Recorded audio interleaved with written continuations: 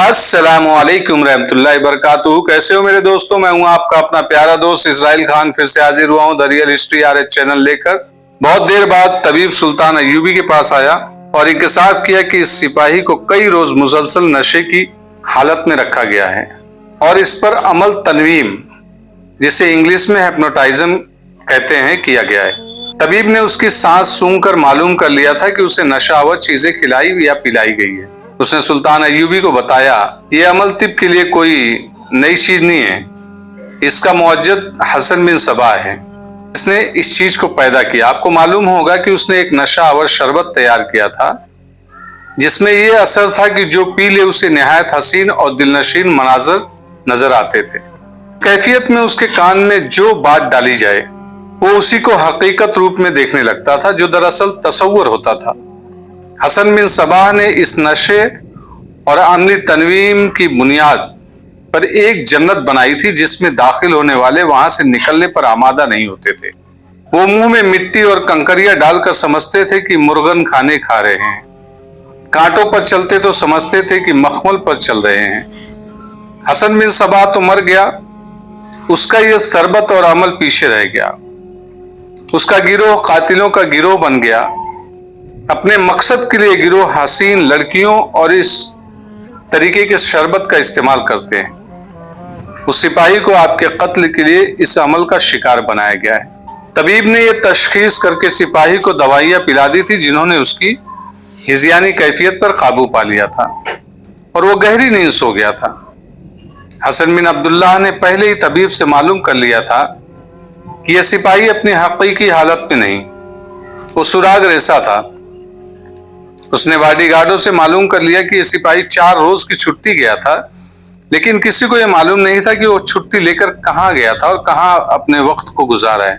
एक चीज मशहूर थी, शहर में नागों वाले किले के मुतालिक जो बातें मशहूर हो गई थी वो हसन बिन अब्दुल्लाह तक उसके जासूसों के जरिए पहुंची थी। लोग कहते थे कि किले में एक बुजुर्ग नमूदार हुआ है जो गैब का हाल बताता और मुरादें पूरी करता है। हसन बिन अब्दुल्लाह ने इन बातों की तरफ तवज्जो नहीं दी थी। इस किस्म के बुजुर्गों और पीरों, पैगंबरों, मुर्शिदों की आमदोरफ्त लगी रहती थी। मखजूब और दीवाने आदमी को भी लोग बरगजीदा इंसान कहकर उनसे मुरादें पूरी कराने लगते थे। हसन बिन अब्दुल्लाह को एक जासूस ने बताया कि उसने एक सियारेश आदमी को 2 बार किले के अंदर जाते देखा है। किले के इर्द गिर्द घूमने फिरने वालों से पूछ-गूछ की गई तो एक आदमी ने बताया कि स्याह दाढ़ी और सफेद चोगे वाला एक आदमी किले के अंदर आता जाता देखा गया है। ऐसी चंद और शहादतें हासिल करके हसन बिन अब्दुल्लाह ने सूरज गुरूब होने से पहले फौज के एक दस्ते से छापामार मशालें साथ थी। किले के अंदर से कुछ पेचीदा सा था, गिरी हुई दीवारों और छतों का मलबा भी था। कई कमरे सलामत थे। फौजियों को हर तरफ फैला दिया गया। किसी गोशे से शोर उठा, कुछ सिपाही उधर दौड़े गए। वहां 2 सिपाही पड़े तड़प रहे थे, उनके सीनों में तीर उतरे हुए थे। कहीं से 3-4 तीर आए, 3-4 सिपाही और गिर पड़े। बाद सिपाही इस डर से पीछे हटाए कि यहाँ कोई इंसान नहीं हो सकता, ये जिन भूत होंगे। हसन बिन अब्दुल्लाह हकीकत पसंद इंसान थे। उसने सिपाहियों का हौसला बढ़ाया और उन्हें बताया कि ये तीर इंसानों के चलाए हुए हैं। उसने घेरे की तरतीब बदल दी और घेरा तंग करने लगा। वहां कोई इंसान नजर नहीं आ रहा था। कहीं से 2-4 तीर आते और 2-4 सिपाही जख्मी हो जाते थे। हसन बिन फौज का एक और दस्ता मंगवा लिया। रात गहरी हो गई थी। बेशुमार मशालें मंगवा ली गई। एक दस्ते का कमांडर उस कमरे तक पहुंच गया जहां सिपाही आता रहा था। उस डरावने खंडर में ऐसे सजे सजाए कमरे को देखकर सिपाही डर गए। ये जिन्नों का ही मस्कन हो सकता था। हसन बिन अब्दुल्लाह को बुलाया गया। उसने अंदर जाकर सामान देखा तो उस पर राज खुलने लगे। इतने में चंद एक सिपाहियों ने स्यारेश वाले आदमी को कहीं से पकड़ लाया।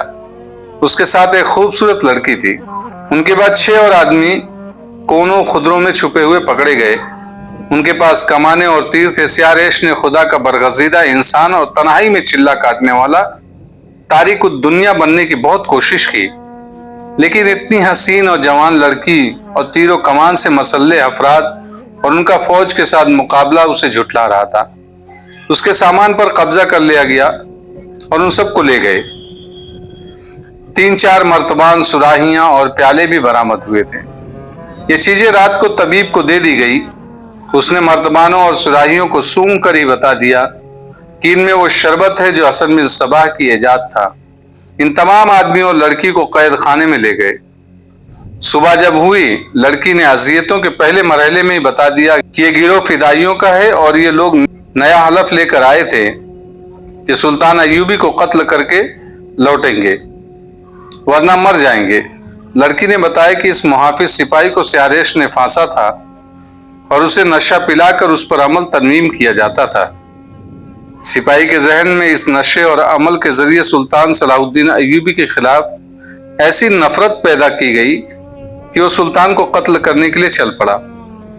उन लोगों को तवक्का थी कि सुल्तान अय्यूबी इस सिपाही के हाथों कत्ल हो जाएगा, इसलिए वो इत्मीनान से किले में बैठा रहा। स्यारेश जासूस के लिए गया था, लेकिन उसे कुछ पता नहीं चल सका था। न उसे वो सिपाही कहीं नजर आया। शाम के वक्त अचानक फौज आ गई। स्यारेश बड़ा सख्त जान निकला। उसने साफ कह दिया कि इस लड़की के साथ उसका कोई ताल्लुक नहीं। वो इस खंडर में एक वजीफे का चिल्ला करने आया था।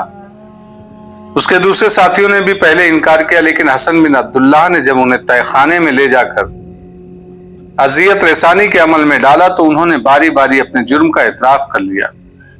स्यारेश को जब उनके सामने खड़ा किया गया तो उसके लिए इनकार की कोई सूरत न रही। उसने जब अपने साथियों की हालत देखी तो उस पर लर्जा तारी हो गया। उसे कहा गया कि वो तमाम तर वाकयात पूरी तफसील से सुना दे तो उसे बाइज्जत तरीके से रखा जाएगा, वरना उसे मुसलसल अजियतों में डालकर मरने भी नहीं दिया जाएगा और जिंदा रहने के काबिल भी नहीं रहने दिया जाएगा। उसने तहखाने में अजियत रसानी का सामान और तरीके देखे तो सब कुछ बताने पर रजामंद हो गया।